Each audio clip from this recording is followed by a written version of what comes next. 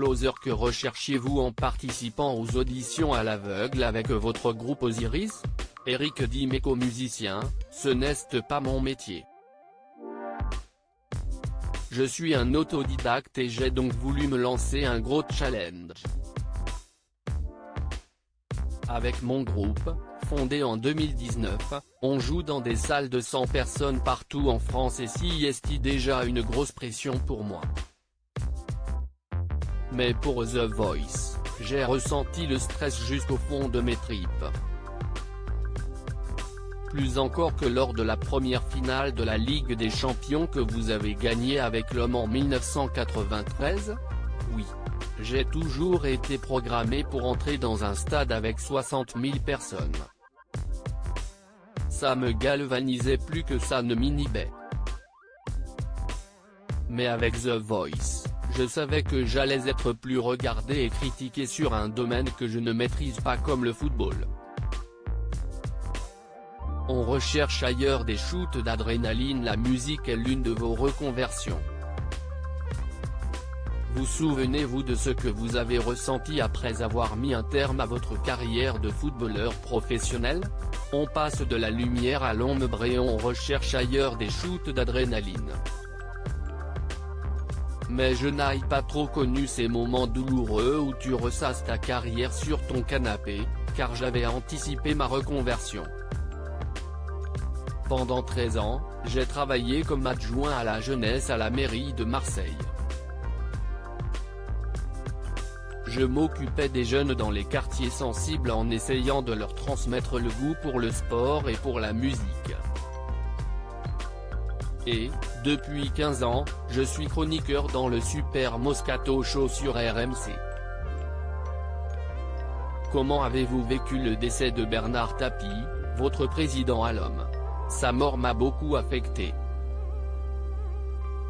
Et pourtant, nos rapports étaient assez compliqués à son arrivée à l'Homme. On s'est même embrouillé en 1994 quand je suis parti pour Monaco.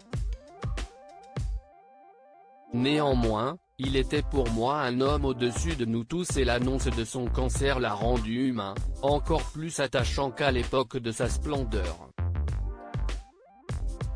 Bernard Tapie, c'était une des plus belles périodes de ma vie. J'aimerais écrire un stand-up sur mon parcours. Pourquoi vos rapports étaient-ils si compliqués? J'étais le seul joueur issu du centre de formation marseillais. À ses yeux, je ne valais rien, car je n'étais pas une star comme ceux qu'il a recrutés.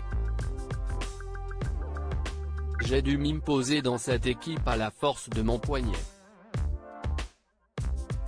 C'est grâce à sa femme Dominique que je suis resté, car elle admirait mon côté guerrier sur le terrain.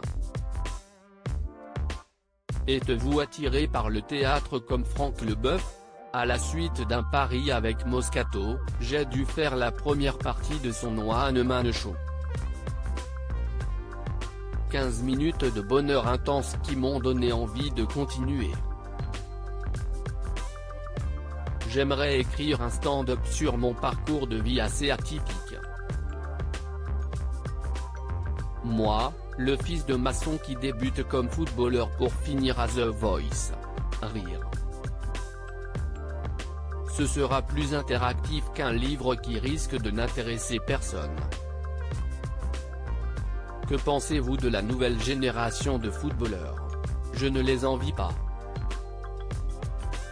Certes, ils touchent beaucoup d'argent, mais la médiatisation les empêche d'avoir une vie normale. À l'époque, je pouvais faire la fête sans les photographes. J'admire un joueur comme Mbappé, car il n'a pas perdu les pédales. À sa place et avec un tel salaire, j'aurais complètement vrillé. Loading widget.